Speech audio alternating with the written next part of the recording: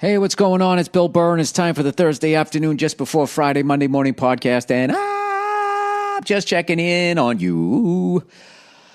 How are you? How's it going? Jesus Christ. Good news. According to the USA Today, the CDC, Center for Disease Control, said that the COVID virus does not spread easily on hard surfaces or on surfaces or whatever, right? That's a good thing. Now, for all you mouth-breathing morons out there, they didn't say that it doesn't spread. They said it doesn't spread easily. You know? Like you can bend over and tie your shoes, but can you do it easily? Right? If someone were to play the audio of you tying your shoes, would people be like, would they guess you're tying your shoes? Is that what they would guess? Or would they guess it was some sort of assault happening?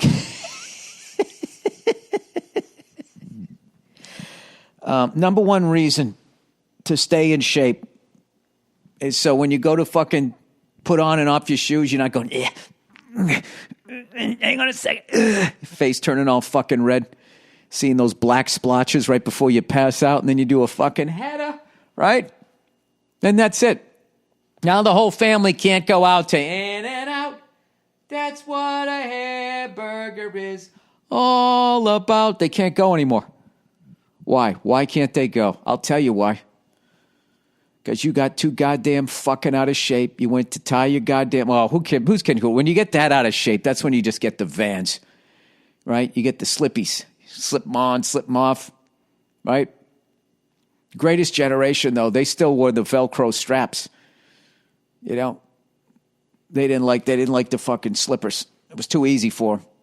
You know, that's when you wear the slippers. You wear the slippers when you get too goddamn fat to put your fucking. I mean, come on, what's wrong with you? You know, you gotta record yourself when you're trying to tie your fucking shoes. Okay, do you want to be making those fucking noises? You don't want to be doing that. Go out and have a garden salad. You know what I have been doing? What have you been doing, Bill? Oh, we're just hanging on your every word, you freckled cunt. This is what I've been doing. So I got all these healthy fucking recipes and everything.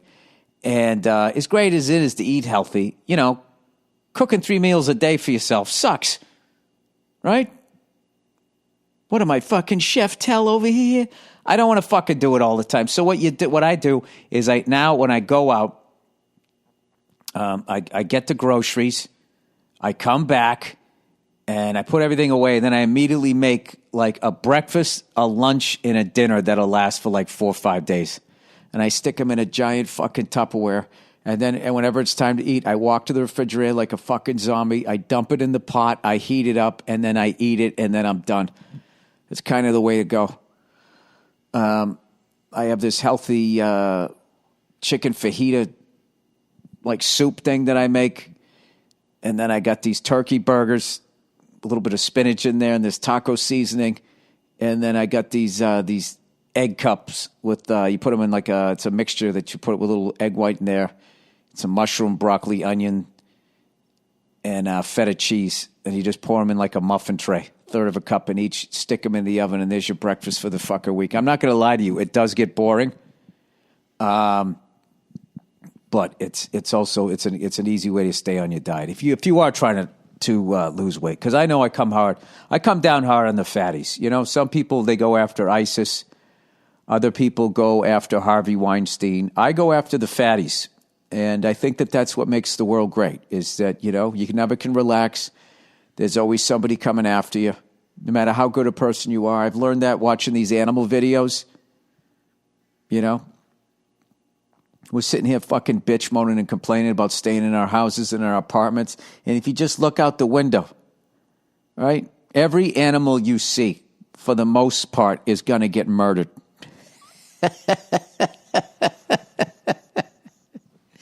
Like if they had insect basic cable, you know, and you know, the first 48, first of all, their lives aren't even 48 hours. The first 48 fucking seconds or something, like the amount of them that get killed. I actually saw a baby praying mantis on the hood of my car the other day. It wasn't even the size of my like fingernail. thing was amazing. Those things are scary as shit. And you stick them in a jar and they just fucking, you know, you need Joe Rogan and those guys to fucking announce what goes down next. That's their fucking octagon. You put them in the jar and there's something, if there's 2 males or 2 females, I forget what. They just go at it and then one of them gets the other one in a headlock with their fucking, those basically the pliers that they have on the front with the teeth and shit. And they just fucking snap the head off and that's it. Something like that happens. I have no idea.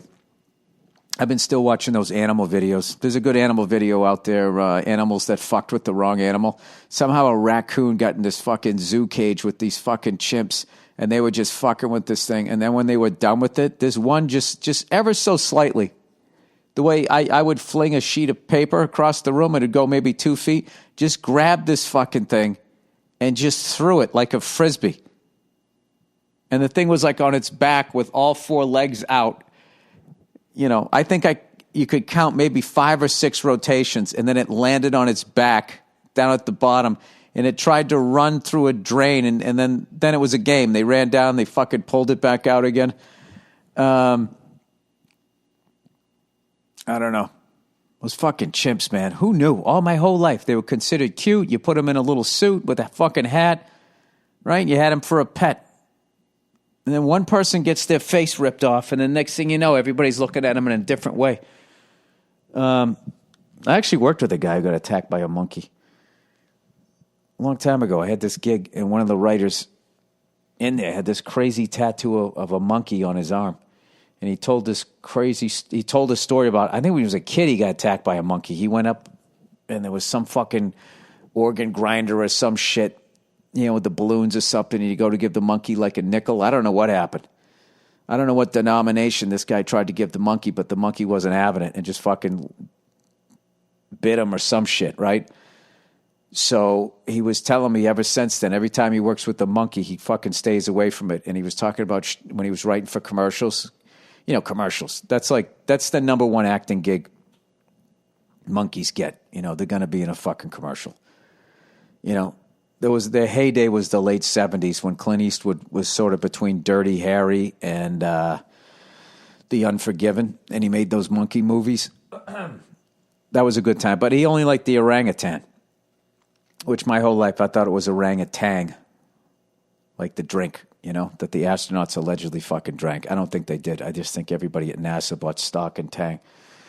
But anyway, he was saying that basically, this is for anybody who's in the business, like 3 or 4 takes, the monkey's cool, and then it starts to get a little nuts, and then after about a half hour, the monkey's just going to do whatever the fuck it wants. It's over it. You know, it's not interested in getting its SAG card. It doesn't give a shit if the movie does well. That's a deal breaker. You ever think about that shit? Oh, you know what? I didn't get any fucking emails. Maybe I got some emails. I should check. I really like that question of basically what a band that has a huge hit, but you think they actually have another song that's better. Also known as a deep cut or whatever people fucking say. Let me see if I got any goddamn things here. I have no idea. I was watching a bunch of NFL. I watched the 1950 NFL championship game, the highlights. Kurt Gowdy hosted this show, and they had like all the guys on there. Luke Rosa, Otto Graham. Didn't have Marion Motley, though. I was kind of hoping he was their running back, who I guess was one of the great running backs before Jim Brown, and he had a great football mind and wanted to get into coaching, and they just wouldn't give him an opportunity at all. That's the one thing, you know, when you go back and you look up the players, like the level of racism back then was just fucking brutal. Not saying that people aren't racist now, you know, but like you can get a job, right? I guess I'm white. What the fuck do I know? But I'm just saying, like, this guy, he went back to, was it Art Modell? And he just said, no, there's just no openings. And then he hired some guy that wasn't, you know, less experienced, wasn't as qualified. And then Art Modell was like, well, we have, quote, 12 Negroes on the team this year. That was like his defense. It's fucking ridiculous. So, anyway, But they have footage of all of these games, just sort of watching them. And, that whole theory that all they did was just run the fucking ball is bullshit. They threw it a lot. The game I was watching, both the Rams and the Cleveland Browns were throwing it a whole bunch. And I actually read this really cool comment on the YouTube page. This guy was saying, they say the greatest game ever played, 1958.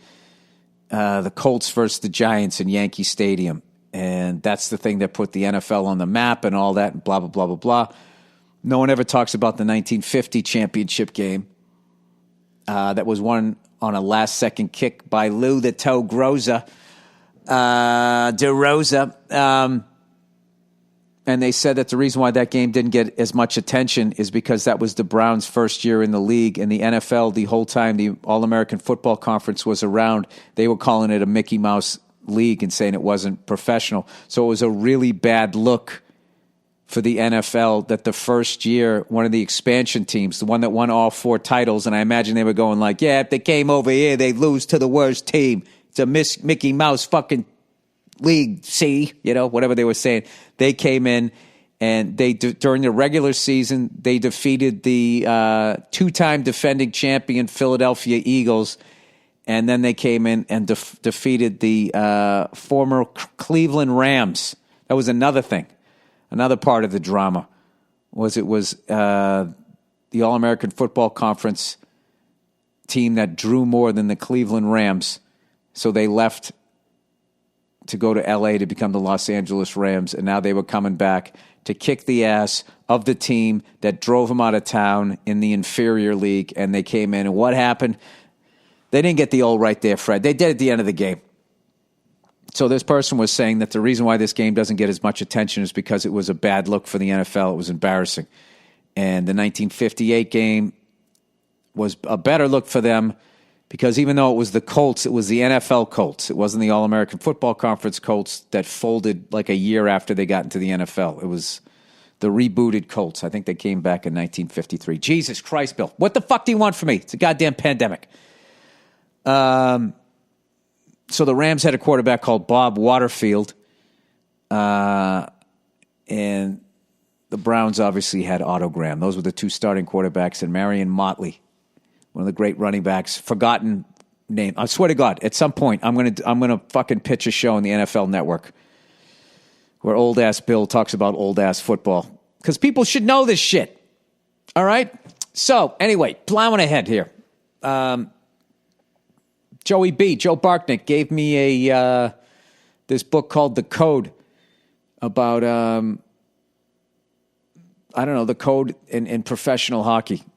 And how it works, fighting, sticking up for yourself and showing up, answering the bell and all that. It's absolutely fascinating, the game within the game. But I have to be honest with you, as a lifelong NHL fan and a huge fan of the fights, I've always found it bizarre that the NHL is basically, if we don't let the players police themselves, the game's going to get out of hand. That doesn't make any sense to me. Every other league has been able to make rules, and if people break rules and hurt somebody, you get thrown out of the league. I think that would cure all of that stuff. But it's like, nah, you don't understand. They're skating around. They got clubs in their hands. You got to let them handle this shit. I as much as I'm reading this book, I think you just have to be a professional hockey player to understand it. I'm glad it happens. But what's cool is they take some of the bigger fights and some of the bigger hits and some of the uglier moments in the game. That Todd Bartuzzi hit against Steve Moore. And they talk about how 24-hour sports networks just show the hit, and then everybody shits all over hockey, and they don't kind of show what led up to it. Not saying that would make people feel any differently, but they kind of just make it seem like this guy just went up and punched this guy when he wasn't looking and then pushed him down to the ice and broke his fucking neck. It's like there was a bunch of shit that led up to that. And according to this book, after you read the book, you will watch hockey in a different way. I don't know how you keep all those scenarios in your head, though. Every little slight,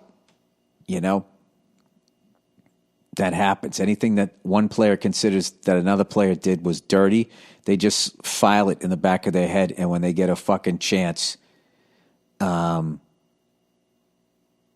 they fucking hit the guy. So who knows? I mean, you could play like 2-3 times, and the games are too important, and the score's too close, and you can't take a dumb penalty. You just bide your time. That's Steve Moore, that poor kid. He hit the captain on the Vancouver Canucks. It was a clean hit, borderline hit. So he knew that he was going to have to, fight at some point. So the next time they played, or 2 times later, he ended up fighting Matt Cook. And evidently he lost, but they didn't feel he lost enough. So I think that's why when Bertuzzi was asking him to fight, he was skating away like, I already fought, I'm done, which pissed, Bertuzzi off, and then he fucking punched him, and all the bullshit happened. So you might want to check out that book. All right, sorry, can you tell that I'm fucking reading while I'm also looking at all of this shit? So anyway, I have regrouped once again with my stupid fucking drum practice. Jesus Christ. This fucking good times, bad times thing, it's the reason why it's defeated me for 30 years is because I simply lack the patience to just sit at a certain BPM until I get it down totally and move on. I get goal-oriented, right? Where I'm just like, okay, it's played at this BPM, I'm at this BPM. I would like to be at this BPM within 10 BPMs by the end of the week. And I just get into that mode, and rather than just being like, hey, dude, you can't play it that fast yet. Play it at this fucking speed. So I'm finally doing that. And I've regrouped, and it's happening for me. And what I had to do, because the faster I was playing it, the more I would get lost in the fill, because it's weird. It's this 16th note triplet thing he does between his hand and his foot, and he does it 10 times in a row. And I know he puts the backbeat in there, but I would get lost in it. And I'd put the backbeat on like the and of 1 or the and of 2. I would just fuck the whole thing up, right? So I slowed it down for anybody else trying to figure this thing out, and then I just broke the fill into, I count 4 again, and then I count 2. So it's 1 and 2 and 3 and 4 and 1 and 2 and 3 and 4 and 1 and 2 and then you're done. And on the 4, that's where the backbeat is. 1 and a 2 and a 3 and a backbeat, 1 and a 2 and a 3 and a backbeat, 1 and a 2 and a boom, you're done. Took me forever I had to sit there and be like, what the fuck is wrong with me? And what's the greatest thing, too, is all these frustrating days out there in the garage trying to get it a little bit faster, is all of these people, I don't even think that they know it bugs me, but if they're trolling me, it's fucking hilarious, and my hat's off to you, is they keep sending me that clip of that Japanese girl. I think she's Japanese. I don't know what she is. She's like 8 years old, and she's just fucking rips through the song. Big smile on her face. Like it's absolutely nothing. So, I'm going to do this podcast, and I'm going right back out to the fucking garage again. I'm sticking with this thing. Oh, and also, I gave Steve Gadd credit for playing drums on that Jim Croce song, and now I just was reading something else. I think it's this other guy. Hang on a second. Jim Croce drummer. I got to make sure I get this guy's name right. Who is Jim Croce's drummer? Where the fuck is it? Oh, come on. Who was Jim Croce's drummer? All right, let's click on this thing. Where is it?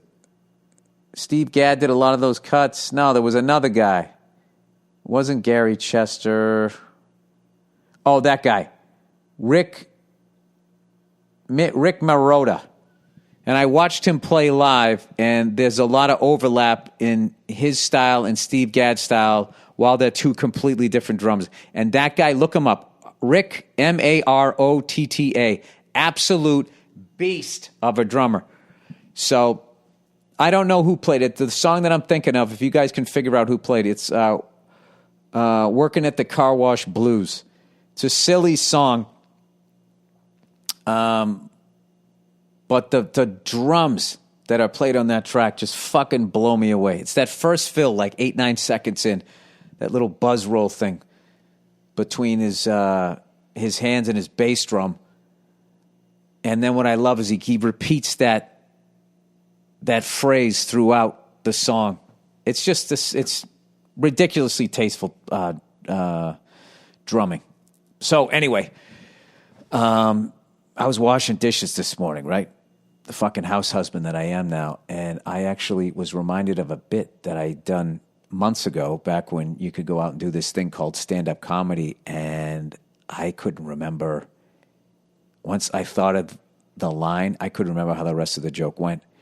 And I'm like, wow, this is going to be... I should make a fucking set list of jokes that I can remember that I did. And maybe walk around muttering them in my backyard.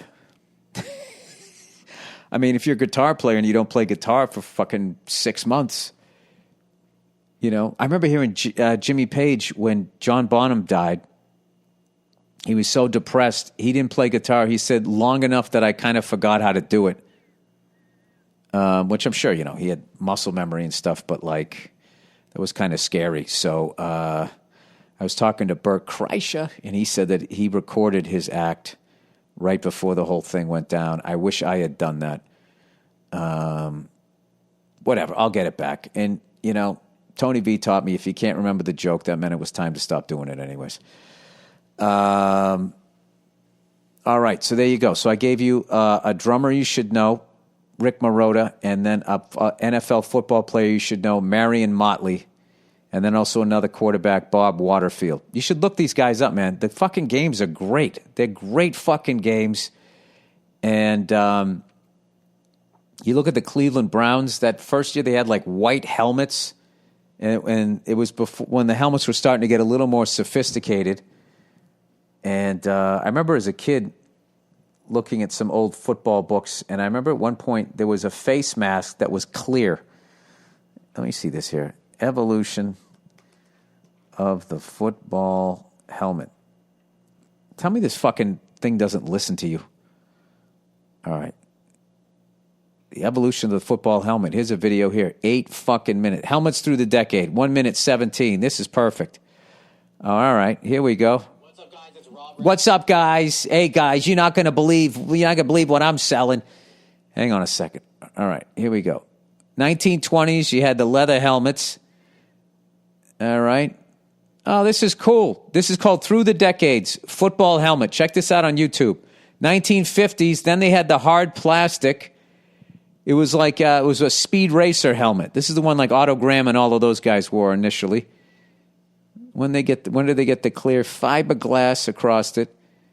The next one is then 1950s. Then there was a clear fiberglass thing, almost like a hockey shield over your eyes. Oh, the Colts had a cool helmet where the horseshoe wasn't on the side. They had two on the back of the helmet on either side of the stripe, almost like where they would put the number nowadays. Late 1950s, then they came with the actual face mask, one bar.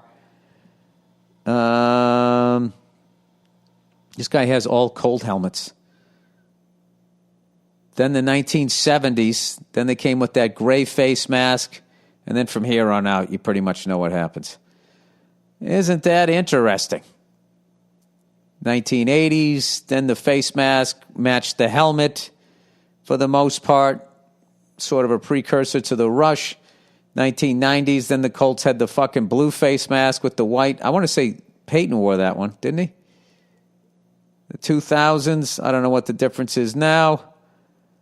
And let's see here, the 2010s. Oh, that's when you get all like the hood scoops and all of that shit in there.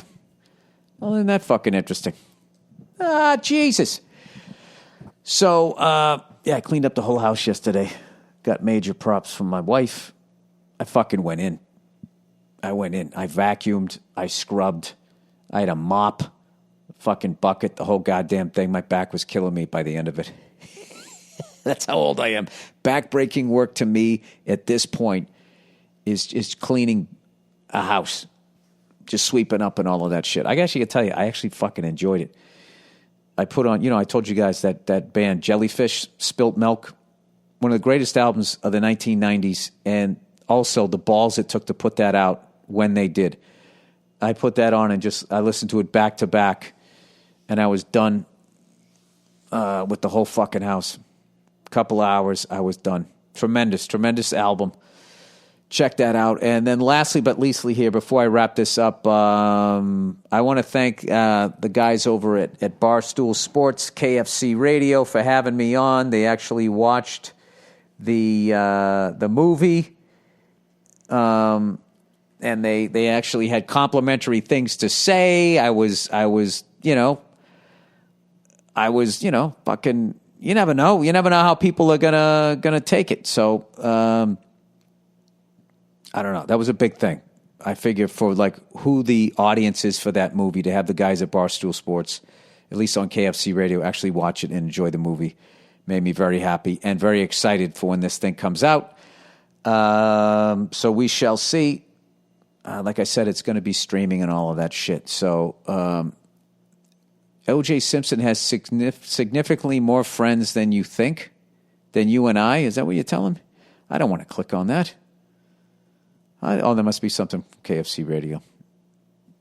Anyway. All right, so that's it. That's all I got.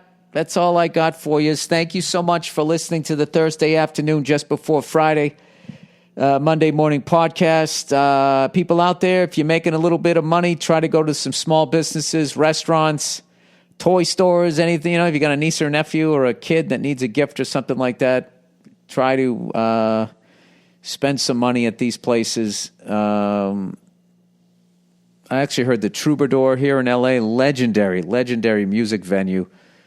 And Richard Pryor's done stand-up there. Steve Martin, I've read stories about them doing shows over there. And that would just be a shame. So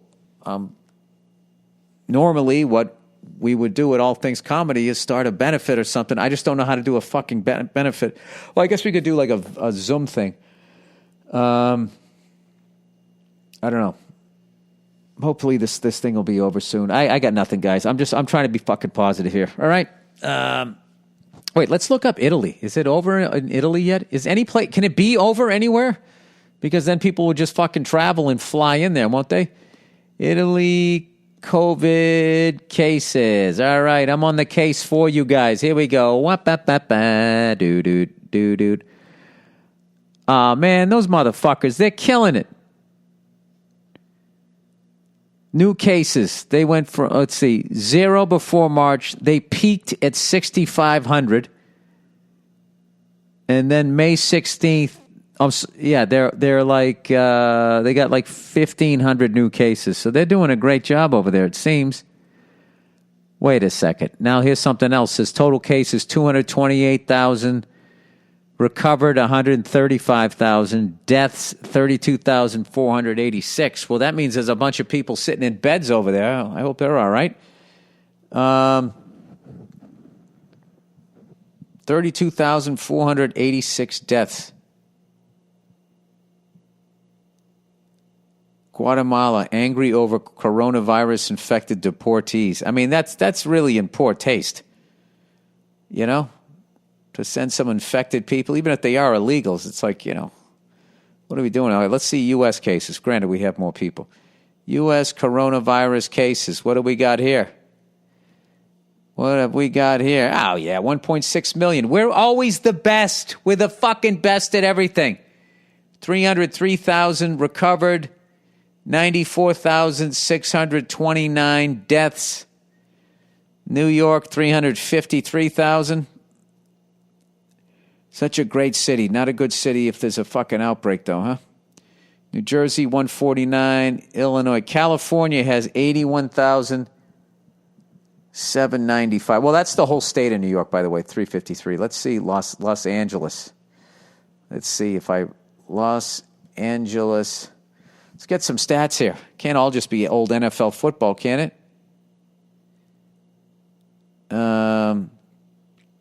Look at this shit. We had none. And then we went all the way up. We actually plummeted below 1,000 and then spiked up to 2,000 on April 18th. Then we drop back down below 2,000, and then it just keeps going up and down, up and down, up and down between 1 and 2,000 now.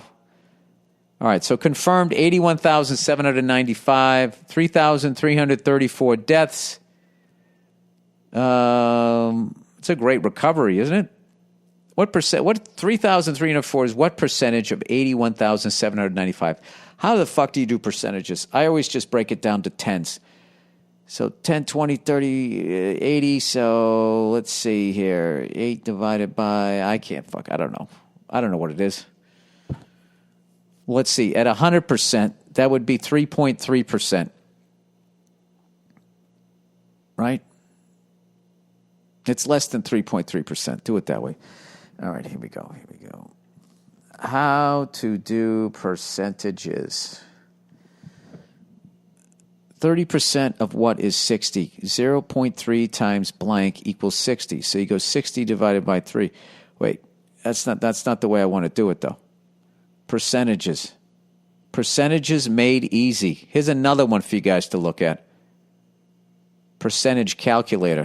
There's the cheat code. Dude, you got to get a percentage calculator, dude. It's got a flat screen TV on it, dude. All right, that's it, everybody. I don't know. According to our doctor, we're going to be parents again any day now. Any day now. So we shall see. We'll see if it goes full term or if it comes early. We shall see. We shall freaking see. I shouldn't say hit, right? He. If he comes early or if he comes right on time. My daughter came right on time. Bang, bang, boom. And I was a full-term baby, too. I was a big baby. Oh, I was a big baby. A lot of people would say I'm still a big baby. Maybe that was a theme. There's not one cute picture of me as a baby. I wasn't cute until I was like maybe 3 or 4 years old.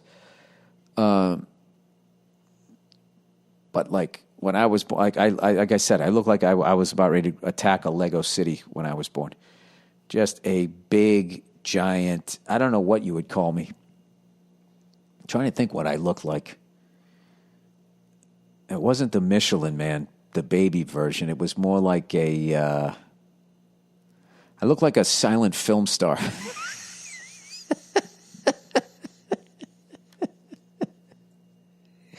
A bald, silent film star. That's what the fuck I look like. And you know what? That's what I look like today. All right. I also did an episode of the Verzi Effect, Paul Verzi's podcast. I don't know when he's going to post that thing. Look for that. I did a video thing. We talked late last night. I was a little tired. So I'm looking like shit. So I'm sure I'll get plenty of emails telling me that. All right. I have drums to play and fucking food to cook. I got nothing, people. I just want to go back to a world where you can go out and get a root beer float with somebody. Okay, that's it. Please enjoy this music, and then we'll have another episode after here, bonus episode of a Greatest Hits just Thursday afternoon, just before Friday, Monday morning podcast. That is all. I will talk to you. Have a great weekend, you cunts. Hey, what's going on? It's Bill Burr, and it's the Monday Morning Podcast for Monday, the hell month is it? May 21st, 2012. What's going on? How are you? Did you have a nice weekend? Are you looking forward to Memorial Day? Dude, my buddy's got a fucking boat kit. We're going to get out there with some fucking Budweisers. Dude. Guys' weekend. Fuck the ladies. Yeah,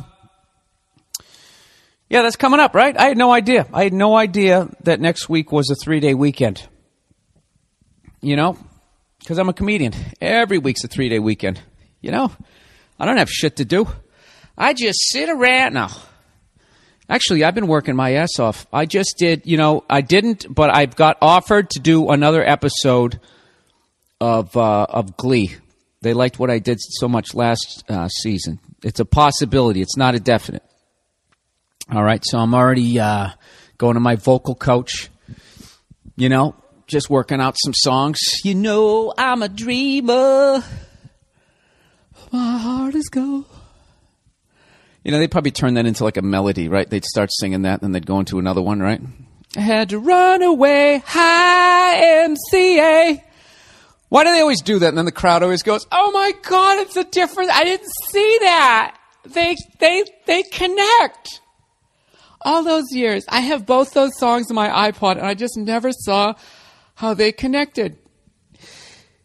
It took a bunch of twinkle toes in a cafeteria to show them. They're always singing in a cafeteria. What is the deal with that? What's the deal with gay people singing in cafeterias? Is there something for my gay listeners out there? Do you guys feel the need to sing whenever you're in a cafeteria? Is that what it is? Come up to the football players, semi-bent at the waist, snapping your fingers, moving your arms vertically. Do you? Of course you don't, right? Isn't that TV's version of what you do? You're just like us. You're looking for a closet to rub one out in.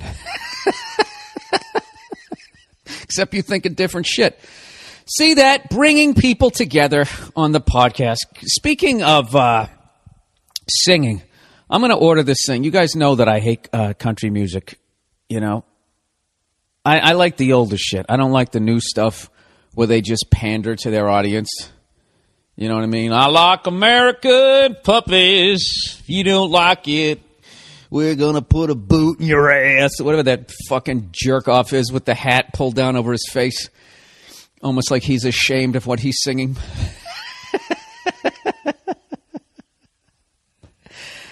What the fuck is... Well, I don't know what the hell his name is. Oh, Toby Keith. Toby Keith, that guy. All right, he always has that hat, pulled down low. He's a man, yet he's wearing chaps. I like that guy. That guy, he's a lot of like contradictions. You know what I mean? He's like, rough and tumble guy, yet he's wearing chaps like the guy in The Village People. And he looks like a racist, yet his first name is Toby. Which I think is a shout out to Roots. So, I can't figure that guy out. Anyway, so I was watching this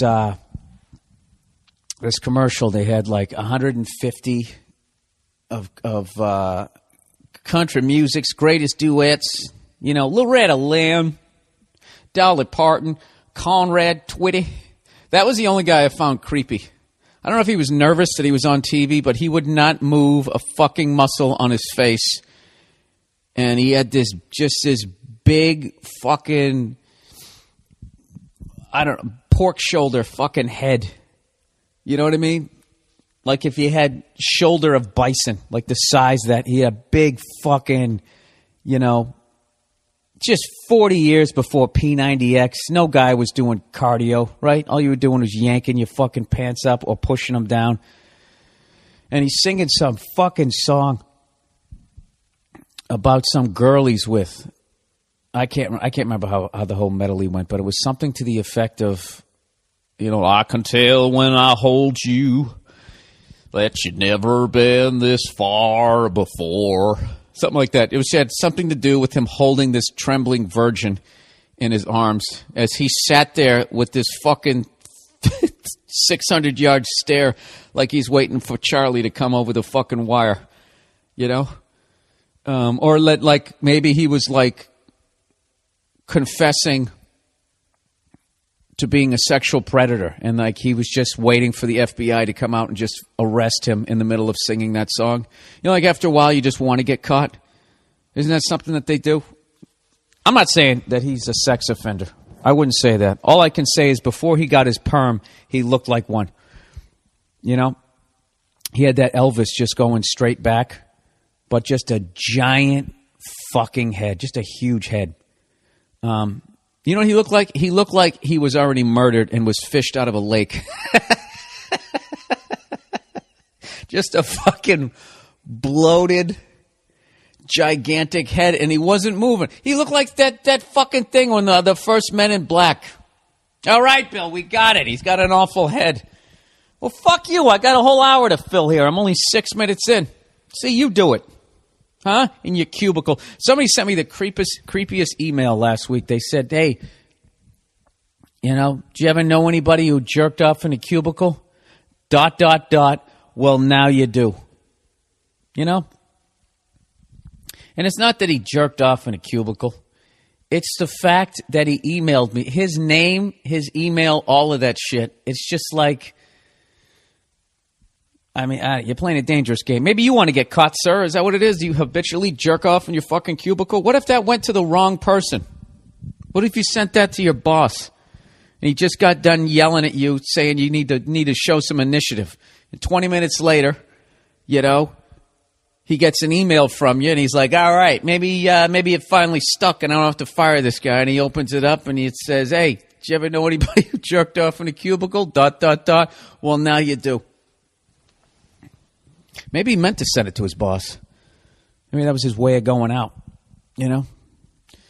Just fucking impregnated his laptop and walked out. Nah, there's no way he did that. How could you ever get another job? There's no way around that. Anyways, it's Monday morning, and I'm doing the podcast. And for new listeners, I know what you're thinking. Well, I live in fucking Scandinavia, and it's not Monday morning over here. Well, listen, I don't care. I don't give a fuck. The only Monday morning I care about is in my time zone. It's 9:17 in the morning. All right, those douchebags on those morning shows are still on, being sassy, showing spunk. You know, those are all morning words. You know what I mean?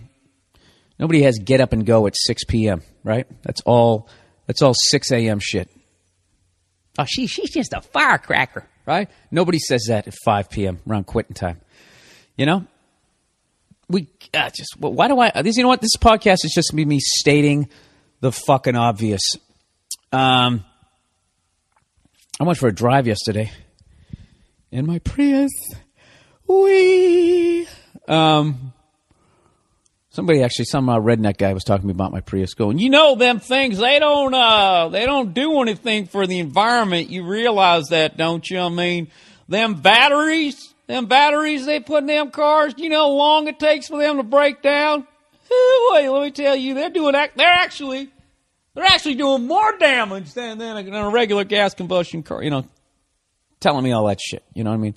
Half of it's true, the other half he's like making up as he's going along, you know, almost like he's talking about the big game that he never played in high school, but there's no one around that he went to school with, so now he's quarterback, right? And I know there's a lot of people listening right now going, that's actually true, all right? I don't give a fuck, okay? I never said I was saving the planet. Did I? I don't think I did. I probably did. I'm hypocritical. I understand. There's nothing. Everybody should be, you know, if there was the right amount of human beings on this planet, we could all drive tanks and it would have no effect on the ozone layer. All right? That's my new philosophy. Stop trying to make cars have better gas mileage. Try to have less people driving them. Oh, Jesus. Is this my final solution? It's too many fucking people. That's what the problem is. All right? It ain't the cars. Cars don't kill the ozone layer. People do. Anyways, I got them into the biggest, dumbest fucking fight last night with my girl, right? We had this great day, you know? Was on the road again. Oh, hear that? Hear that? Hear that? Bump, bump, bump, bump, bump. That's what I have to have it on. If, for some reason, that noise, that alert on my phone doesn't freak out my dog, but every other sound on it freaks out my dog, and it starts fucking shaking like a goddamn junkie. And that is an embarrassing tone to have when you're walking around with your friends. You know? And it always comes on when you're in the middle of some story that you're exaggerating what you really did. So I walk up to the guy, and I'm like, no, buddy, fuck you. You want to take a fucking swing? Here, I'll give you the first punch. Right here, buddy.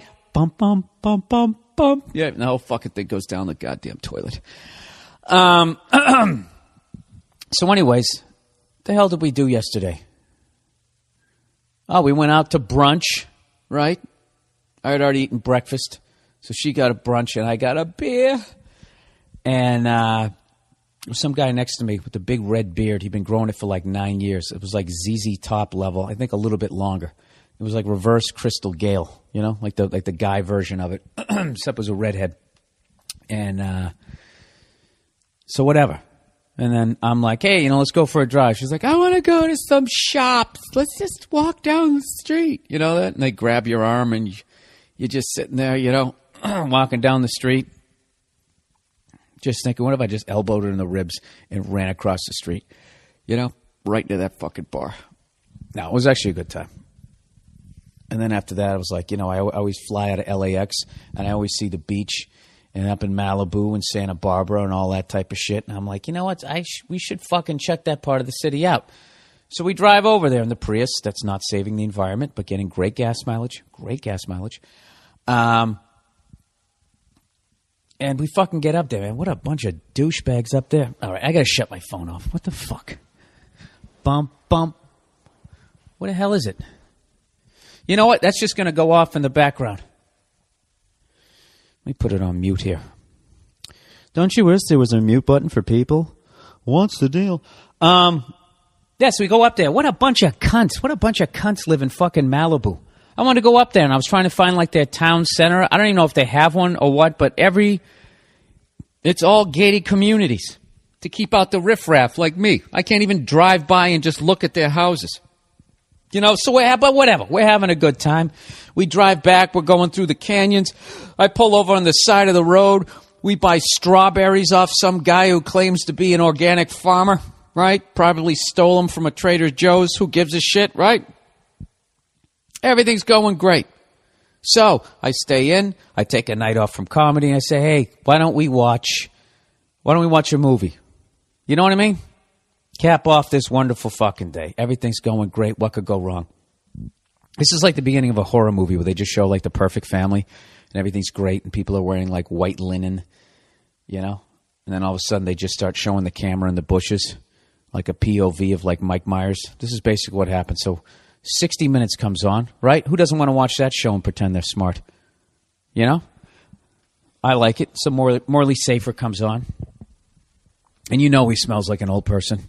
Some old people don't smell like old people, but he looks like he smells like an old person. Smells of cigars, ashtrays, a couple of wars, maybe a date rape. So he's interviewing Meryl Streep. All right? The great Meryl Streep. And they're going through all her old friggin' life and all the movies and all the different characters that she's played. Oh, first of all, they start the report off with Morley Safer just sitting there, right, smelling of fucking Bengay and whiskey, right? And he says how over in England, they, I don't know, they make their actors, they award them by calling them lords and they knight them.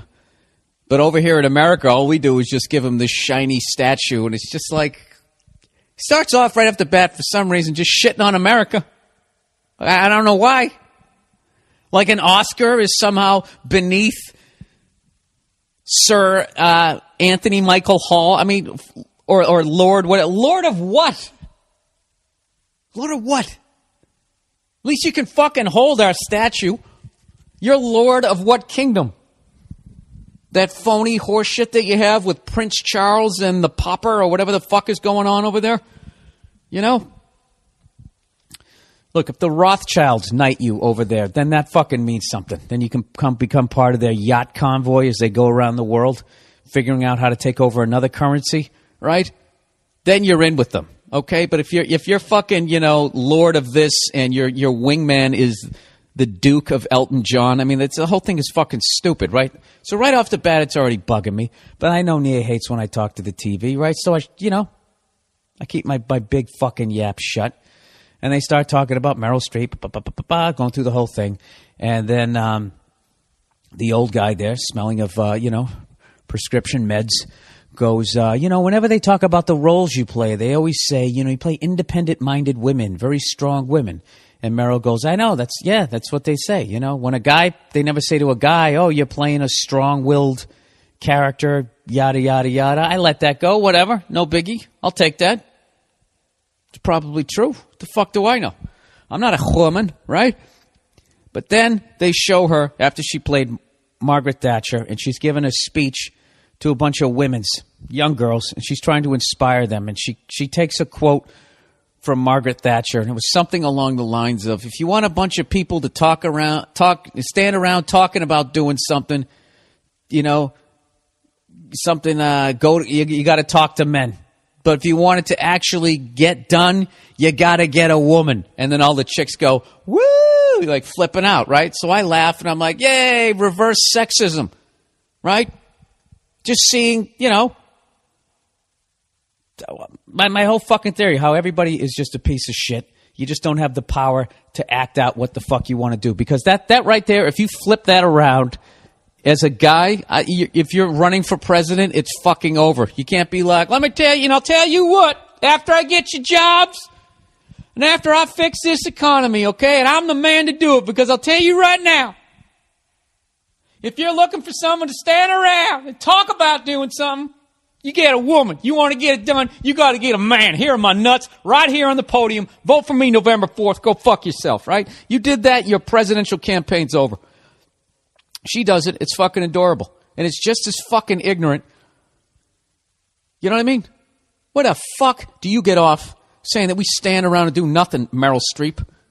Huh? Or quoting Margaret, and you too, Margaret Thatcher. Let me tell you bitches something, all right? We faked a fucking lunar landing. Okay? You think that's just talking?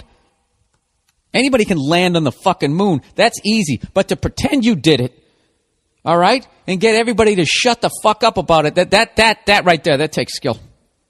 So whatever. So I make that little comment. And did I just go, that? I sound like fucking Porky Pig. So I make that comment, and I've been with Nia long enough that I can tell by the side of her face when she's just thinking about, what if I just grabbed everything I really cared about and walked out of this house right now? She got that fucking mad at me, And I'm like, she's just like, right after the story was over, she just shut the fucking thing off. And I know what happened. Next thing you know, I'm walking to 7-Eleven to get some ice cream. I don't even know what happened. It was all going great. Am I the asshole there? What am I? Am I supposed to just fucking sit there with my mouth hanging open with drool coming out when I watch TV? If somebody says something douchey, I'm not supposed to say it? Whatever. So I just finally just said, you know what? Fuck this. I take the dog out. I go around the block. What do? I'm calling my guy friends, right? They're all backing me up. I'm not saying who I called. I don't name names, all right? And they're all laughing their ass off, and they 100% agree with me, which is all I'm looking for at this point. I just want people to say that I'm right. I don't want to learn anything from this experience. Just tell me I was right so I can be an ignorant ass again. I don't know. Why don't you guys weigh in on that? Am I a dick for saying that? Should I just let that one go? Oh, you know what she said that fucking drove me up the wall? She goes, why are you... She didn't say intimidated. She used one of those words. Why are you threatened by what she said? It's like, I'm not threatened. Jesus Christ. Then I take the bait. It just sends me right over there. Like, threatened about what? Oh, my God, this person that I don't know, who has never called me, nor will ever call me, who has no effect on my life. How do you get threatened by that? I'm just calling it for the bullshit that it is. Because you know what? This is what fucking drives me nuts. I can't stand when somebody tells me that their shit sandwich tastes worse than my shit sandwich. Okay? Go fuck yourself. At what point am I supposed to have empathy as I'm sitting here eating a shit sandwich and you're telling me how much worse yours is? At the end of the fucking day. You know what I mean? Sure, mine might be on, a better slice of bread, which I guess would make it taste a little bit better, but at the end of the fucking day, right? The end of the fucking day. All right? I'm going to end up in a FEMA camp with you. Okay? You think when the next fucking psycho comes along, I'm going to make the cut? What the fuck what do I bring to the world? Huh? Exactly. I'm going to be standing right next to you. So go fuck yourself. This fucking woman, every time she sneezes, they give her another goddamn award. She's still bitching. Still fucking bitching. It's ridiculous. I remember when I did this Oscar-nominated part. Oh, go fuck yourself with your wigs. The whole thing just, that That's what fucking pisses me off when I watch this shit. If you really want to know my perspective, is from where I come from, I can't bitch about shit because everybody's like, oh, go fuck yourself. You hit the lottery, right? But I got to sit here and listen to you, bitch, even if you're fucking killing it. Even if you're killing it. You know? Yale School of Drama. And he stepped on the ball. Go fuck yourself with your goddamn yachts. All right, there you go. That felt good. It's probably ignorant. But whatever. All right, let's get to some advertising. Now that I trashed Lord Meryl Streep, what is she called? Is she a princess? Is that what it is? You know what? If I ever get to that fucking level, which God knows I'm not going to, because you have to have an unbelievable body of work by the time you're my age, you know, to even remotely have a shot. And then they're not going to give it to you until you're like fucking 60. So that's out the door. That's like when I wanted to go to Notre Dame when I was in high school. I wanted to go to that college. And by my sophomore year, I knew that dream was over. And so the same goes for ever getting knighted. But let's just say for some fucking reason they lower the standards and I get knighted, right? Or asked to be knighted. Like, that's some shit I'm not showing up. Why would you show up for that? You know, do you want to get knighted in our fake kingdom? You know, I don't know. Who am I going to get knighted by? Fucking Mr. McFeely? Is that what I'm going to do? Huh, you fucking weirdos. Why don't you guys fuck outside of your gene pool, and then maybe I'll show up to become a sergeant in your little fucking. That's that whole royal family. They're like a bunch of goddamn rednecks. She's my third cousin. Blimey. That's why they were all weird looking. Prince Charles is a weird looking son of a bitch. Look at his awful teeth. Those ears. He really does. He looks like he's missing some parts. You know what I mean?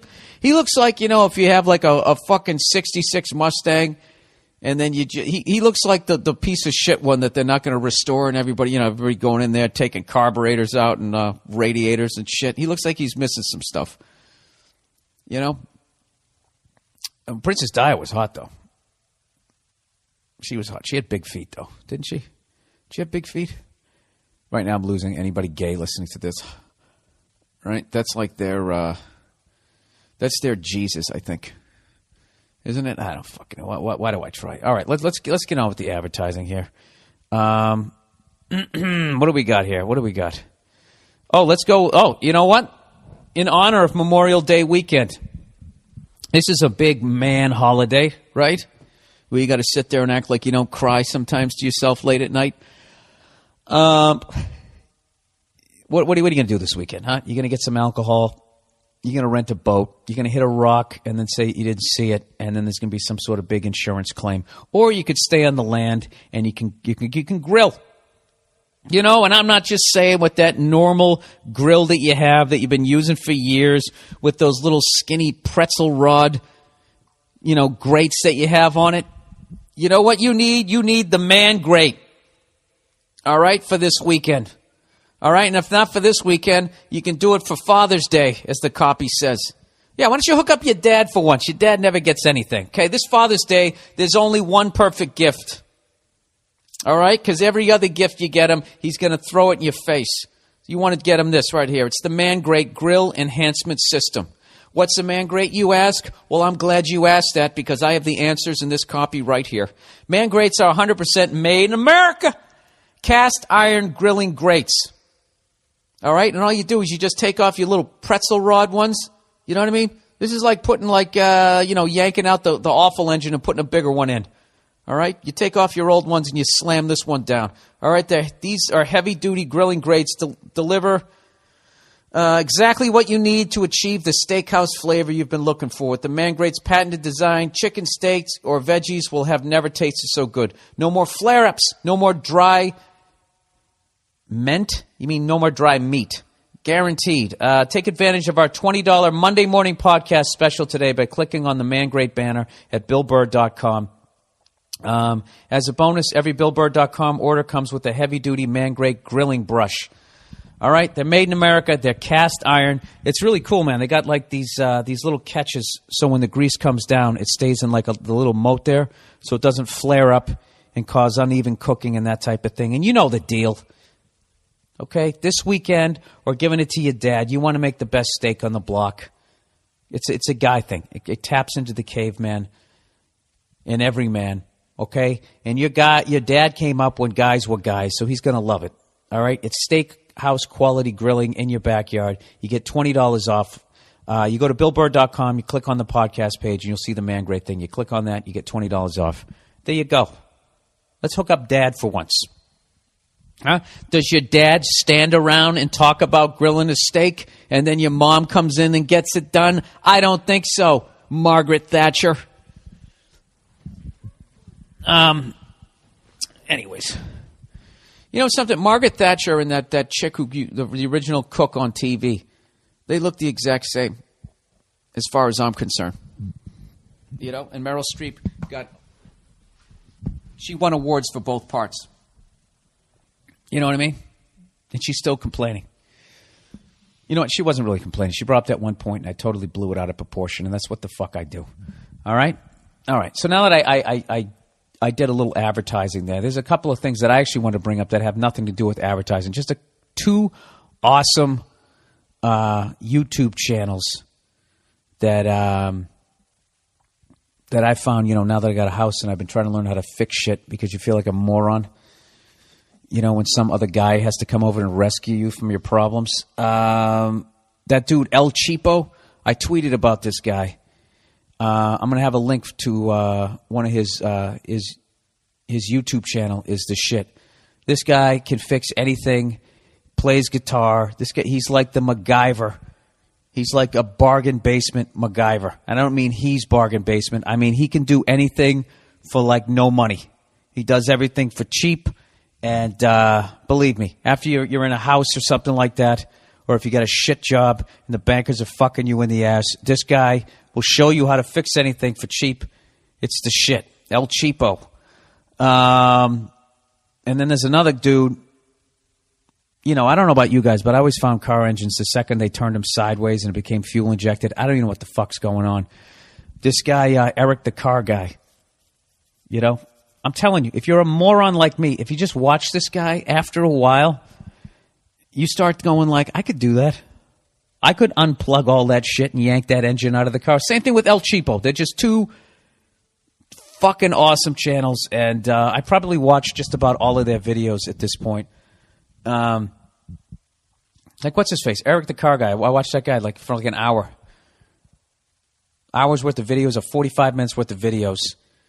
Watching him change a water pump on a 2002 Chevy Cavalier or something. I don't know what the hell it was. It's unreal. But you just keep watching it, and after a while, I swear to God, it's like you start building your confidence. Now, there's no fucking way I would try and do that on my car. All right? But some other stuff, that outskirts and going into it a little bit wouldn't be that bad. So there you go. All right, let's get back to the podcast, everybody. Oh, by the way, real quick, guess who's going to be performing in Burbank, California? Huh? The city that Johnny Carson made famous. I'm going to be at Flappers on May 25th and 26th out in Burbank. Tickets are going fast. 2 shows Friday, 2 shows Saturday. I'd love if you guys come down, and I'm going to be trying out some new stuff while also playing some classics. How about that? You like that? You want an overrated for this week? Overrated, underrated? Here's overrated, a napkin holder. Napkin holder, overrated. They don't fucking work. All right, you want to make money selling something for $19.95 late at night? Why don't you come up with a fucking napkin holder that works? All right, this is the problem. If you don't put enough napkins in there, gravity takes over and they fucking fall out of the thing. So you got to always have to put too many in there. So then as you go to pull them out, they start tearing. And then you always got to grab like 40 of them out, take one out, stick the other thing in. You might as well just leave it in that plastic hunk of shit. Really, Bill? What are you really mad at? Oh, go fuck yourselves. This is a rough week for me. You know, I got to... What am I up to here? How much time is left in class? 31 minutes. All right, we're at the halfway point. Can I go to the bathroom? Can I relieve my bowels? No, you can't. You have to sit here and listen to me pontificate about this bullshit that I stopped caring about the third year I taught it. How do high school teachers do that? Teach the same material over and over again. You know, wonder why they always have their hands in their pockets, you know, rubbing their balls, just trying to do anything to make it more, I don't know, stimulating for them. All right, Bill, you're not stupid, is what this called. Is what this is called. Bill, I've been listening to your podcast for the past 2 months, and I honestly don't think you're stupid at all. Just the mere fact, sir, that you have to defend me. You know, if the gloves don't fit, you give great advice. And it's not just some hollow cookie-cutter bullshit. I don't know about your educational background, but you have an excess of common sense and wisdom. If I have an issue, I will definitely bring it to you in hopes that you have advice for me. Anyone who thinks you're retarded is just covering up their retardation by taking it out on you. Keep that shit up. Thank you, sir. You know what? That was all good to your last 2 sentences, and then everyone just realized that you had the same intellect I do, which is why you don't think I'm dumb. Anyone who thinks you're retarded is just covering up their retardation by taking it out on you. Keep that shit up. Dude, you ain't fucking stupid. Keep that fucking shit up. I appreciate that, sir. All right, let's talk sports. All right, at the risk of having all the fucking people who got picked last in gym class whine to me on Twitter. I had somebody, yet another person, threaten to unfollow me on Twitter if I didn't stop tweeting about sports. Threatening. You know? If you don't stop talking about sports, I'm going to stop. I might stop listening to you. I don't give a fuck. Maybe Meryl Streep is right. I think women just unfollow you. Guys sitting there, they talk about it. This is my prediction for the NBA. I think the Spurs are going to win it all. You know why? The Spurs play basketball the way your dad fights. You know, your dad is too old to fuck around. Okay, he's just going to end it with a fucking throat chop. He's just sitting there trying to do some Floyd Mayweather shit that you saw on TV. Okay, that's what's happening to the L.A. Clippers right now. I don't even know if they're still even if they got swept or not. It's 3-0 last I saw. Watching them, they would just do it. You know, the fucking Clippers, they're out there like trying to throw fucking alley-oops and shit. Goddamn Spurs are sitting, half of them are fucking bald. They're just sitting there picking and rolling them to death. You know, every 14-year-old kid at some point squares off with his dad like, all right, I've had enough of your shit, old man, right? And what does he do? He fucking hits you with some shit he learned in the Navy, and it's over in 2 seconds. You're sitting there watching the UFC and rolling around on the mat thinking you know some shit. You don't. All right? This is the thing about old guys. They're very fucking efficient. Tim Duncan doesn't have time for your fucking bullshit. All right? He's going to score as many as he needs to, and then he's going to with no expression on his face, he's going to walk off the court as you sit there scratching your young full head of hair, wondering what the fuck just happened.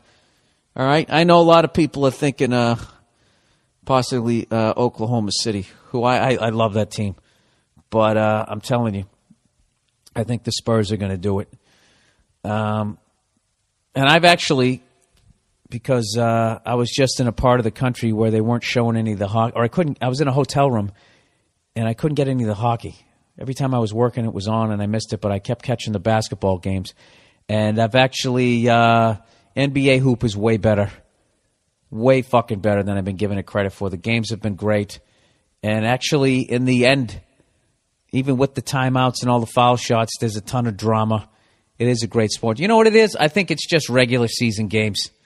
When, like, Milwaukee's playing fucking Toronto and they're doing that timeout shit. I think I judged them on the regular season, which is what a lot of people do with hockey, right?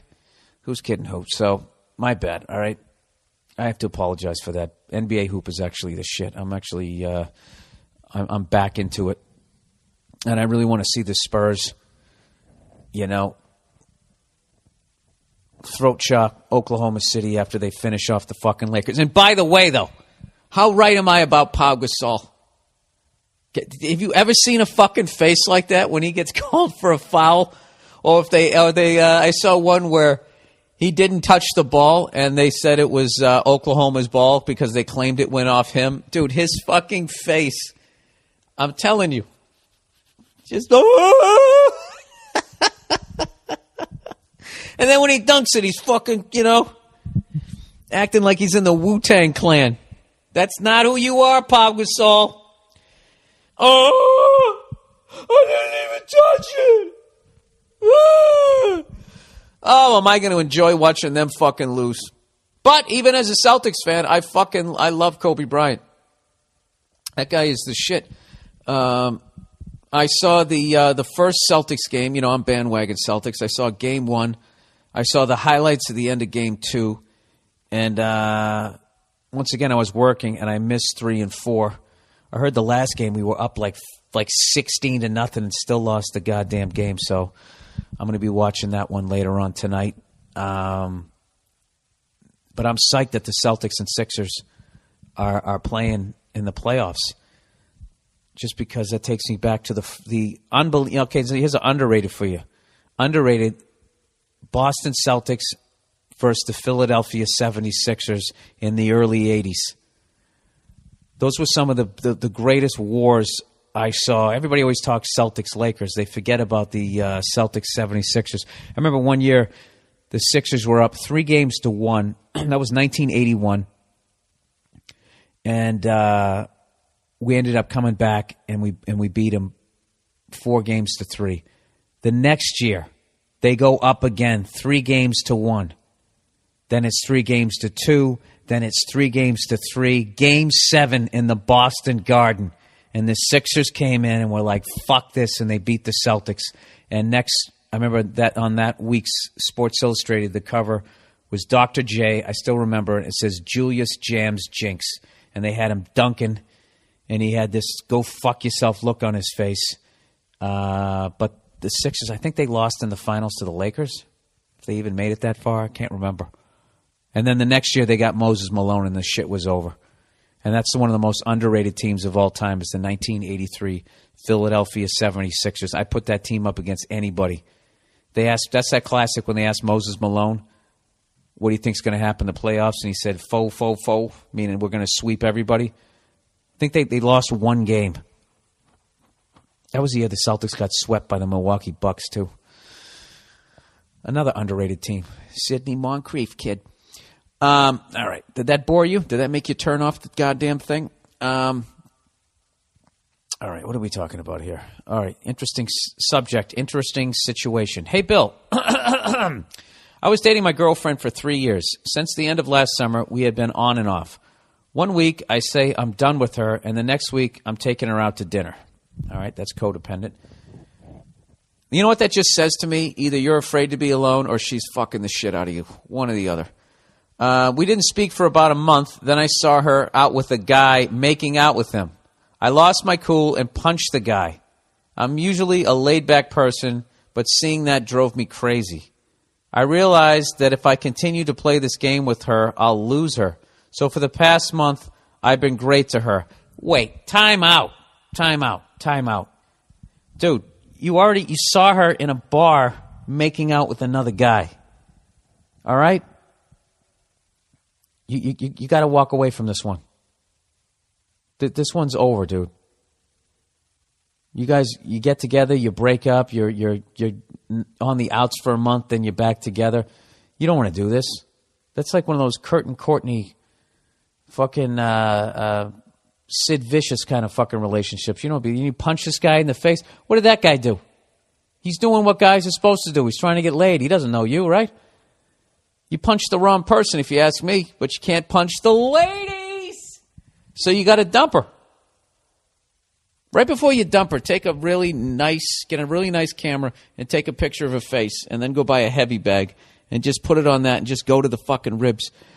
Anyways, he goes, I've been great to her. Dinners, going out with her parents, doing all the little things that she loves. We got close again, so she's been sleeping at my apartment has been leaving things here and has been asking if she can go to my apartment when I'm not there.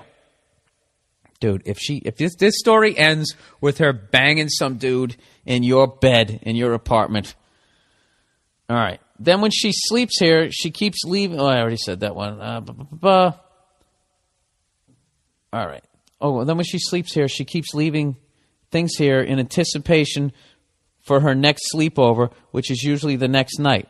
One of my problems has always been that she doesn't give me personal space, so this definitely has been bothering me.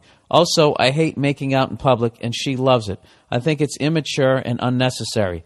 Last night, we were out with my friends, and she kept, yelling, "Let's make out." And I was so annoyed, I said, "Not right now." She then got off my lap and walked away. She was doing little annoying things like this all night, so I left. So now I am very annoyed with this girl, and I'm definitely back in a I don't want to see her stage. Only problem, my mom's wedding is this Thursday, and she's going with me, and her parents are invited. So do I pretend that everything is good and continue to lie to her and myself and fake that everything is great to everybody at this wedding and my mother? Or do I man up and go solo to the wedding and stop faking that this is the girl for me? Yeah, you answer. You know what you got to do. Dump her. That's it. It's over. You know, you have a wedding to go to. You want to have a good time. Maybe you see a nice girl there that you want to be with. You know, and then you won't be able to go there. And then her whole first vibe is she's going to see you with this other girl and you with a scowl on your face, and she's actually going to feel bad for the girl because of your energy. When you're the goddamn victim here, as far as I'm concerned. Yeah, dump her. Dump her. Make a list of shit you have to do today. Go to the bank, wash your car, dump girlfriend, and just knock them right off. And just sit down. And it's going to suck. She's either going to cry or she's going to yell at you. But you know what? In a fucking hour and a half, it's going to be over. All right? You know what you want to do? Talk to Al Madrigal. Al Madrigal. The great Al Madrigal. The Daily Show's own Al Madrigal. Minivan Men podcast. Al Madrigal. You ask him. Al Madrigal knows how to break it. He should have a fucking billboard. He told me one night these hilarious stories of when he was going to break up with somebody, how he went about it, and it was fucking brilliant. He had the element of surprise. He was totally prepared. Bing, bang, boom, go fuck yourself. It was over. It was it was basically the same way a corporation fires a longtime executive. The only thing that's missing with the way Al would break up with somebody was security walking the person out. All right? So email Al Madrigal at Minivan Men. Just go to that podcast and you'll see. He'll tell you what to do. He'll tell you how to do. I'm telling you what to do, which I think you already know, and Al will tell you how to do it. They should really have courses on that. I don't know why they don't have that, especially for young people when you just don't know how to do it. You know, they should just teach you how to fucking do it the most effective way.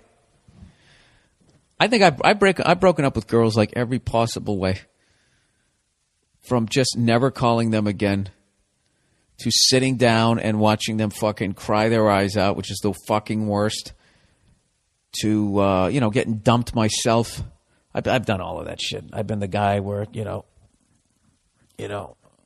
I think I'm pulling the trigger, and then she's like, "Well, good, I don't care. I made out with somebody 6 months ago." And they, which does hurt, but then also makes you psyched. Okay, now I'm definitely doing the right thing because I had no clue. You're if you have the ability to do something like that, and I can't even pick up on it, yeah, your poker face is too fucking dangerous. So anyways, dude, that sucks, but you're going to be psyched when you go to the wedding and you don't have that fucking lie tied to your ankle. Okay? That girl's just weird. Let's make out. That seems to me, and all your friends are there. There's no emotional connection to that. She just wants to engage in that act. She sounds like she's sort of like an exhibitionist a little bit. You know what? That little thing right there, you know what? I bet that you could probably round third with her in a bar if it was crowded enough. You know, if she was standing up and no one could really see what was going on. She's one of those girls. All right? And, you know, to each your own, but that's not the mother of your kids. Daddy, tell us how you met Mom. Well, I was finger banging her at a Denny's, and I was like, wow, combination of this and these pigs in a blanket. This must be the one. Fresh off a date. Hey, Bill, I'm writing this directly after getting home from a date. Needless to say, my depression is higher than normal. I will try to make this as short as possible. In January, I met this girl, this lady, and we really hit it off. We went out for about 2 weeks, and everything seemed great. Then out of nowhere, she stops responding to my texts/calls, etc. Yep, that's one way to do it. Then 5 months later, she texts me out of nowhere. She's drunk. And pretends like nothing happened. She's a psycho. And wants to get together again. Mistake. We went out tonight, and we had we had fun, but the goodbye was fairly awkward, realizing that she's sober and you're not the person, once again. I can't tell if she might be interested in me or if she just bored and wanted someone around. Exactly. And any advice for a schmuck like me? I don't have any advice. I have a compliment, all right? You actually know what's going on, and that's a huge thing. All right? Look, this girl is wherever she is in her life, and that's not your fault. You went out on this date with sincerity in your heart, okay? So you're not a schmuck, all right? You're a patsy. No, kidding. I just pictured Lee Harvey Oswald walking into you walking in like Lee Harvey Oswald into the fucking police station with that big knot in your eye. Oh, so I'm the patsy. I get it. I'm the guy that this is all getting blamed on. Dude, this isn't you. You liked this girl. You thought it was great. She hurt you when she didn't text you back. 5 months later, she texts you again, and you got excited. Then she went out with you because she's trying to figure herself out, and she keeps coming back into your life. You know, just take comfort in this. Know that she's miserable and lonely too. All right, you guys aren't right for each other, and you're not a schmuck. You're a good guy. All right, you didn't go out there thinking like, I'm gonna fuck this chick, and blah blah blah, and all that evil crap that guys usually think. You went out there because you actually liked her. You're a good guy, and there's nothing wrong with that. Okay. Someday you're going to meet the right girl. This one isn't it. But you're not a schmuck, all right? So stop looking down at the ground, staring at your fucking shoes. There's other girls, all right? Fuck her. How's that? Huh? You telling me your friends are going to give you better advice than that? All right. Where the hell am I? Why does it keep fucking doing that? I swear I'm the worst with this shit. All right, let's get to the... all right, Stamps.com, everybody. I think you guys have this copy memorized at this point. I actually, just to let you guys know, I have gotten word that they are going to update their copy soon. All right? But just because they haven't updated their copy doesn't mean that this isn't a fine example of American ingenuity. Stamps.com, everybody. Hey! Do you hate going to the post office? Do you not like standing in lines? Do you not like smelling the blue wig of the old person in front of you?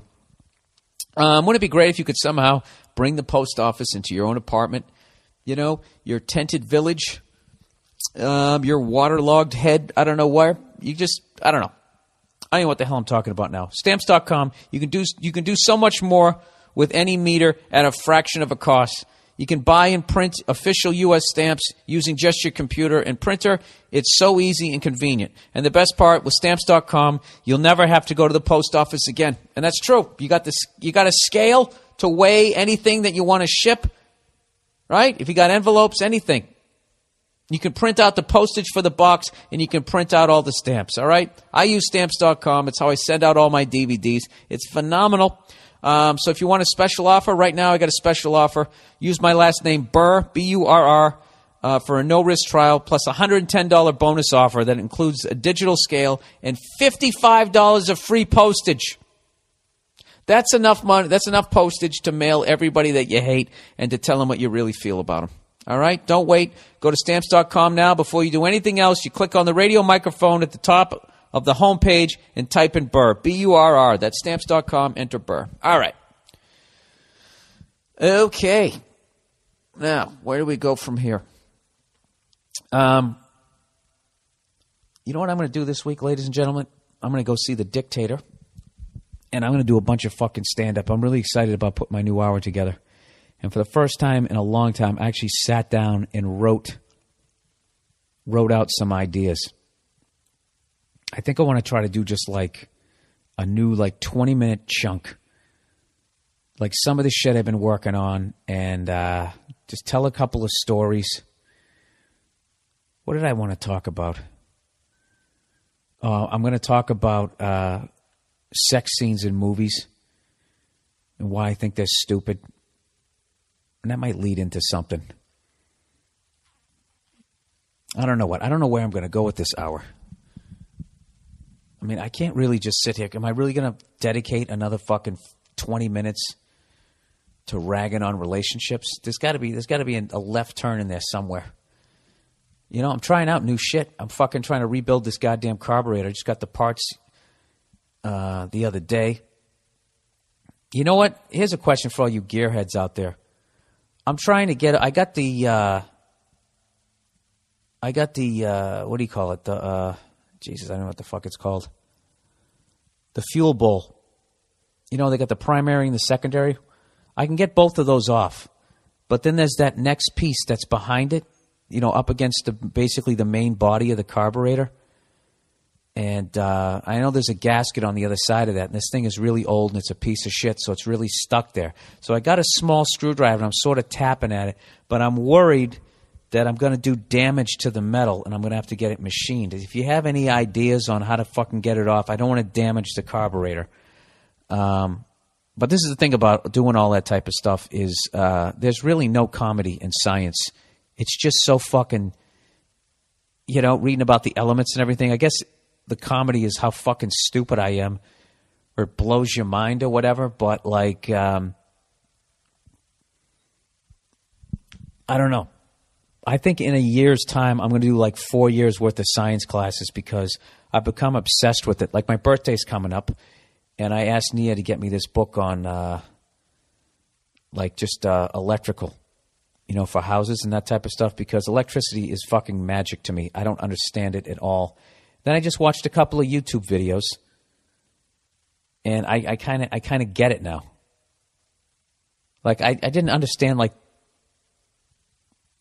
there's just a power source, and all the wires are just bringing that electricity. I know that's basic to you guys. All right, go fuck yourself. Would I give you shit if you didn't know how to write a joke?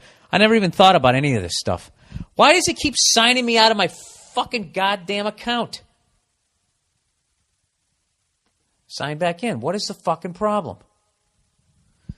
Anyways, but I was watching that Eric the Car guy, and he was trying to figure out, you know, why, you know, the dome light in his car was fucked up. And I watched him just take the thing off on the side of the car, and it's just a little fuse in there, and it's just how the whole thing works. And it started to make sense. Speaking of Eric the Car Guy, he just uploaded another one. Eric the Car Guy just uploaded another video, a Chevy Tahoe rear shoe replacement. I'm such a fucking psycho. I literally want to learn how to weld. I want to learn how to do all this shit. All this shit that my whole fucking life I watched these guys. I respected what they did, but I always thought, like, you know, remember the kids who took shop class? You know, they were fucking up in every other class. Maybe they just had a gift. I have no idea. You know what it is you just feel like such a bitch as a guy when you have to bring, have somebody come up. Like, you know what? This one, sometimes I just tap out. Like, I got to get some screens for a window, and one of the windows has like an arch on it. So they go, oh, you got to make like a cardboard cutout of it to measure it like that. I'm like, I'm not fucking doing that. Just come over and do it. Sometimes you just got to tap out, you know? Like when it comes to dinner. I can make dinner, but, you know, you just got to tell your woman to go in there and make it. Go in there and make me a fucking sandwich. You know what I mean? That's why you're here. I kill it, and then you make it. Except I don't have to kill it anymore. Somebody kills it for me. But I bought it. It's the same goddamn thing. Now I'm like the kingpin. You know, I got this fleet of hitmen killing cows and fucking chickens and that type of shit. And then they bring it to me, you know, like Al Pacino. I take it to him myself, right? So go in there and prepare it. That's not sexist, is it? All right. Let's talk about some dates I have coming up, everybody. This is my whirlwind tour of cities. What do we got here? San Jose, June 15th to the 16th, working with Sacramento's own Chelsea Peretti. Ontario, California, I'm going to be at the Improv, Inland Empire, June 29th, 30th, and July 1st. The Hampton Beach Ballroom Casino, July 14th, and the Newport Yacht and Center in Newport, Rhode Island, July 15th. Don't let that yachting center name scare you. Like it's like a $40,000 plate for Obama's campaign. And everybody's going to be there wearing tuxedos. It's not going to be like that. It's a giant tent in a parking lot in Newport, Rhode Island. All right? You get to be able to go down there and be just as dumb and fucking as you would be in any other place. All right? So please come down to that. And let me actually look up. I got a couple others. I got one in Charlotte and one in Jacksonville, Florida that I haven't put up yet. So I'm going to search for this email. If you guys could just be patient. And I got Cincinnati coming up. There you go. October 19th and 20th. I'm going to be at Go Bananas in Cincinnati. Bear with me. I'm blowing through here. Where else? The Comedy Zone in Jacksonville, Florida. September 27th, 28th, and 29th. Going to the Jaguar game on that Sunday, and I'm going to the Pittsburgh Steelers-Cincinnati Bengal game on the other one. And then the Comedy Zone, Charlotte, North Carolina, September 13th, 14th, and 15th, going to the Carolina Panther game that Sunday. You like that? See, that's how I do the road. Doesn't have to be miserable, people. All right, do we have anything left? I feel like I'm coming up short. This fucking guy's going to be here any minute with the goddamn screens. 58 minutes. I can tap out. I can leave. All right, you're not stupid. I already read that. Oh, here's something a buddy of mine came up with, and this has nothing to do with advertising. This is a friend of mine.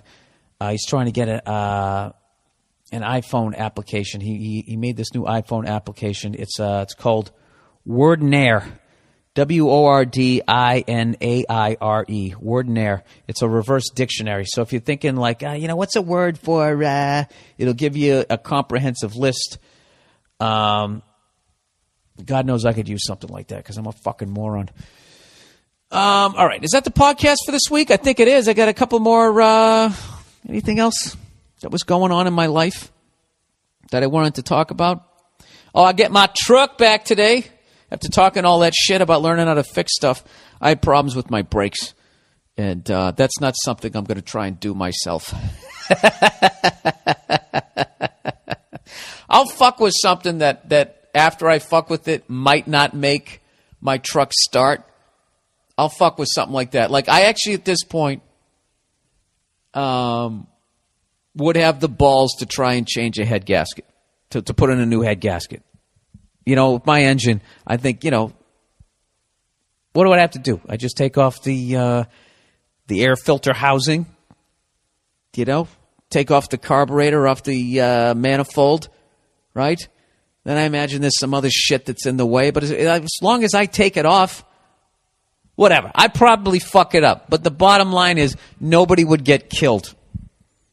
But when you're talking brakes and that type of shit, there's no fucking way I'm doing that myself. I'm going to, I would, at the very least would have to have somebody there. So I'm actually getting my truck back today. But yes, I do feel like a little bit of a bitch because I didn't figure it out myself. But, fuck you. I'm trying. You know what the thing about it is when you first start to learn how to fix things is the hardest thing I find is not having the balls to just start taking it apart. It's the overhead, the amount of fucking money you have to spend in tools. But once you buy them, you got them forever, man. Oh, and speaking of which, remember I bragged that I fixed the blender? It's fucked up All the lights are coming on. I don't know what I did to it. But I ain't gonna quit. Underrated, overrated, underrated for this week. Overrated, fucking voicemails. Leaving them is the most awkward thing. I've always said that I'm terrible at leaving them, but whenever I say that, everyone else always says it too. So I'm putting my foot down on the issue and calling it right now. Leaving a message for someone on the phone sucks. There's no way to start your message normally without sounding like a douche, and then 5 minutes later you realize you've been trailing on and on while saying too many times, making you want to kill yourself, ending with the inevitable, okay, thanks, bye. Reminding them that you're still a douche. Fucking awful. Dude, this is something that's really like an epidemic in this young generation. Is everybody just feeling awkward and feeling like a douche? I don't know what happened to you guys.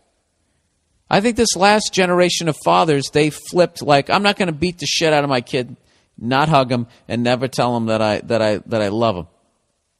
I'm going to do all of that shit. And you end up with these people who can't even fucking leave voicemails. What is so awkward? You know? You know what? I have a hard time getting off the phone. I forget what I used to say. But I don't feel awkward. Well, I just feel like an idiot, I guess. So I guess I kind of relate. I just go, all right, that's it. I'm out of here.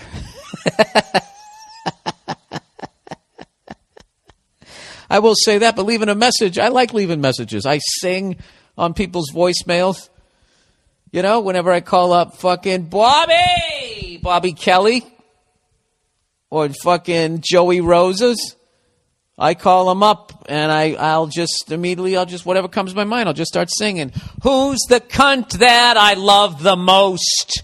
Who's that fucker who eats the toast? It's Joey. He's such a big fag.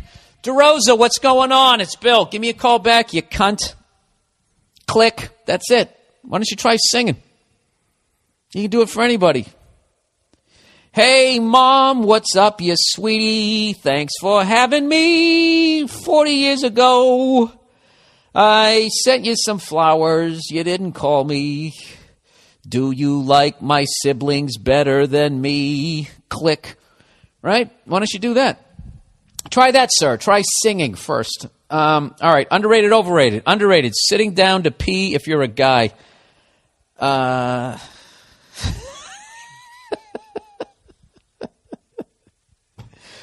Is it that? How old are you? Is it that hard to stand up? What is wrong with this fucking generation of guys? You know, sitting down to pee, it's actually easier. And you don't get varicose veins from all those years of stand. There's nothing better than just pulling out your dick and just fucking peeing all over everything. You know, you're fucking shooting the toilet paper around. It's a fucking good time.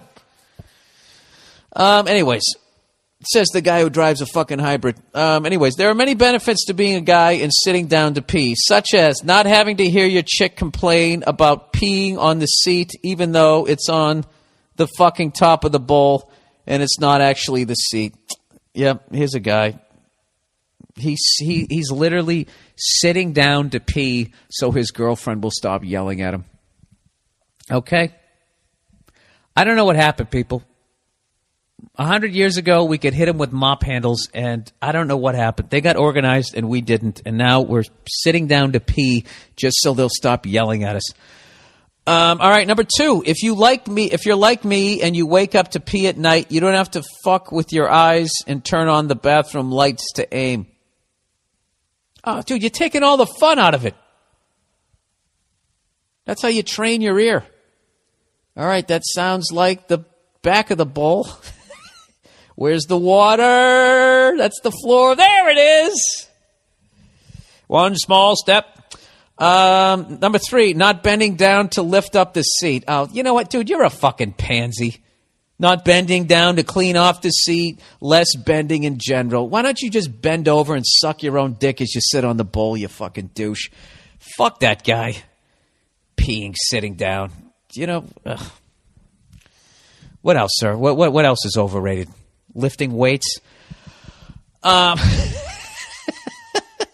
Owning a gun, chewing tobacco, eating steak, What else? Drinking scotch, smoking cigars, fixing your own car. What else, sir? What else is fucking overrated? Everything that makes being a guy fucking awesome. Losing your shit because some guy you don't know missed a field goal that really has no effect on your life. Talking shit. Is that all overrated? Lee Marvin? Ugh. The only thing that saved you, sir, is you didn't leave your name. So that's the only thing that I can say is I can at least see that there was sort of some sort of shame in your email. All right, what do we got here? The man grade, I talked about that. Stamps.com, I did that. And, Amazon.com, everybody. Last one here. Amazon.com. If you guys, if you buy stuff on Amazon, sure, we all do. If you want to support this podcast, just go to BillBurr.com, click on the podcast page, and you'll see the Amazon.com link. Click on that, and then you're right to Amazon. You don't have to do anything else. All right? And if you buy something, not saying you have to, but if you buy something, they kick me a percentage. It doesn't cost you any extra money, and I take 10% of that, and I give it to the Wounded Warriors Project. That's how it goes, and that's the deal. And the last one, Gamefly.com. All right? How would you like to have 8,000 games at your fingertips, delivered right to your door or right to your PC? 2-week, 15-day free trial. You can play 8,000 games for nothing. Nada. Zilch. All right? I mean, that's worth a 1-day free trial. They're giving you 15 days. Just go to Gamefly.com/Bill Burr, and you'll get my podcast listeners get the special offer. There you go. Video games. Look how I hooked you up. Video games, Amazon.com, post office in your own house, and you'll make a better steak this weekend. What else do you want from me? You want more, don't you? Well, go fuck yourself, because that's the end of this podcast. All right? Did I forget anything? I don't think I did. That is it. That is all. And now it's on to Chicago, and let's win there.